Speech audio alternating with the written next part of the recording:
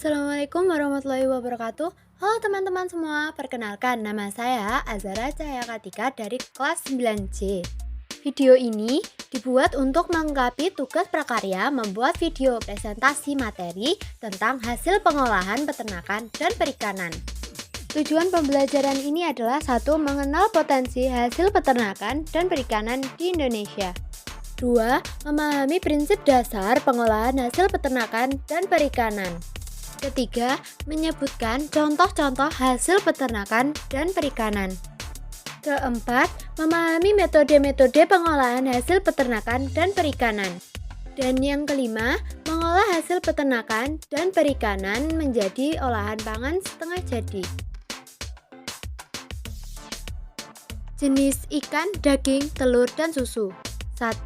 Jenis ikan berdasarkan ekologinya dibagi menjadi 3, yaitu ikan perairan tawar, ikan perairan payau, dan ikan perairan laut. 2. Daging, terdapat beberapa jenis daging, yaitu daging ayam, daging sapi, dan daging kambing. 3. Telur biasanya berasal dari ayam-ayam petelur, bisa juga dari bebek. Yang keempat, susu berasal dari pemerahan sapi dan hewan menyusui lainnya. Manfaat ikan, daging, telur, dan susu. 1. Manfaat ikan: membantu pertumbuhan otak dan tulang, mencegah penyakit jantung, mengurangi resiko diabetes, dan melindungi mata dari penurunan fungsi. 2.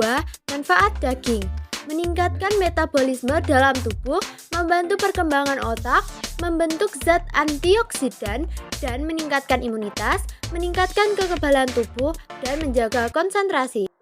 3. Manfaat telur: menjaga kesehatan mata, menjaga kesehatan otak, menurunkan kadar trigliserida dalam darah, dan meningkatkan massa otot. Yang keempat, manfaat susu: meningkatkan sistem kekebalan tubuh, mempertahankan kesehatan tulang dan gigi, memperbaiki jaringan sel kulit, dan mempertahankan fungsi saraf dan kesehatan jantung. Selanjutnya, metode pengolahan. Metode memasak pangan biasanya dengan metode berikut. 1. Merebus atau boiling. Boiling adalah mengolah bahan makanan dalam cairan yang sudah mendidih. 2. Mengukus atau steaming. Steaming adalah memasak bahan makanan dengan uap air mendidih. 3. Menggoreng atau fried.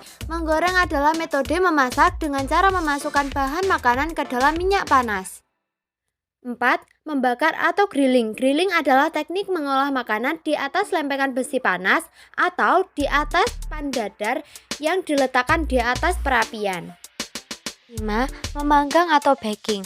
Memanggang adalah metode memasak bahan makanan dengan menggunakan udara yang dipanaskan sehingga bahan yang dimasak mendapatkan panas yang stabil dari segala arah.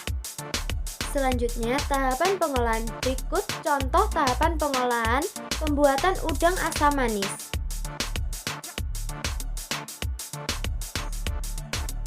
Jenis kemasan.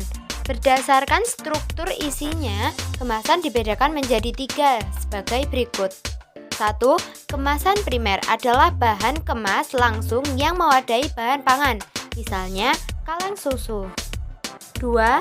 Kemasan sekunder adalah kemasan yang melindungi kelompok kemasan lainnya, misalnya kotak karton.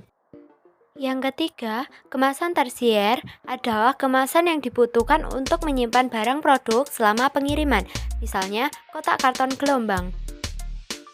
Faktor-faktor dalam penyajian atau pengemasan. Berikut faktor-faktor yang mempengaruhi penyajian makanan.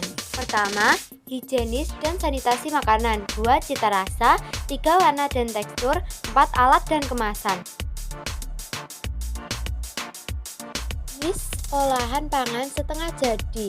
Yang pertama, jenis olahan pangan setengah jadi dari bahan ikan. Pengolahan hasil perikanan menjadi produk setengah jadi berupa hasil filet ikan, ikan beku, bakso ikan, nugget ikan, sosis ikan, dan surimi. Yang kedua, jenis olahan pangan setengah jadi dari bahan daging, susu, dan telur. Alternatif produk pangan setengah jadi yang dapat dikembangkan dari daging menjadi olahan pangan setengah jadi yaitu dendeng, kornet, bakso, daging, burger sapi, dan lain-lain. Susu dapat diolah menjadi bubuk susu, susu kental, dan krim susu. Sedangkan telur dapat diolah menjadi telur asap, telur beku, dan telur asin. Manfaat olahan pangan setengah jadi. A. Menjadi bahan baku yang fleksibel untuk industri pengolahan lanjutan. B. Dapat diperjualbelikan antar daerah dan sebagai komoditas ekspor. C. Aman dalam distribusi dari satu tempat ke tempat lainnya. C. Dapat dikemas lebih ringkas. E.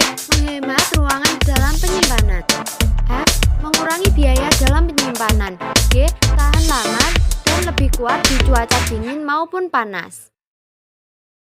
Metode pengolahan. 1.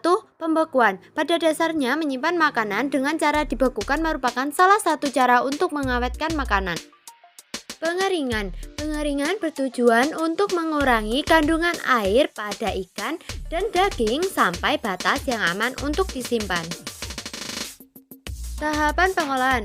Pembuatan dendeng daging sapi. Berikut alat, bahan, dan cara membuatnya. Selanjutnya penyajian dan pengemasan. Pengemasan bertujuan untuk memperlambat kerusakan produk, menahan efek yang bermanfaat dari proses, memperpanjang umur simpan, dan menjaga atau meningkatkan kualitas dan kemasan pangan. Persyaratan kemasan untuk bahan pangan antara lain permeabilitas terhadap udara kecil, tidak menyebabkan penyimpangan warna produk, tidak bereaksi dengan produk sehingga merusak cita rasa, tidak mudah teroksidasi dan atau bocor, tahan panas, mudah didapat, dan harganya murah. Faktor memilih jenis kemasan. Faktor-faktor yang perlu dipertimbangkan dalam memilih jenis kemasan yang baik untuk mencegah kontaminasi mikroba sebagai berikut. A. Sifat perlindungannya terhadap produk dari masuknya mikroorganisme dari luar kemasan ke dalam produk. B. Kemungkinan berkembang biaknya mikroorganisme di ruangan antara produk dengan tutup. C. Serangan mikroorganisme terhadap bahan pengemas. Sekian penjelasan dari saya mengenai pengolahan hasil peternakan dan perikanan. Terima kasih sudah menonton. Sampai jumpa.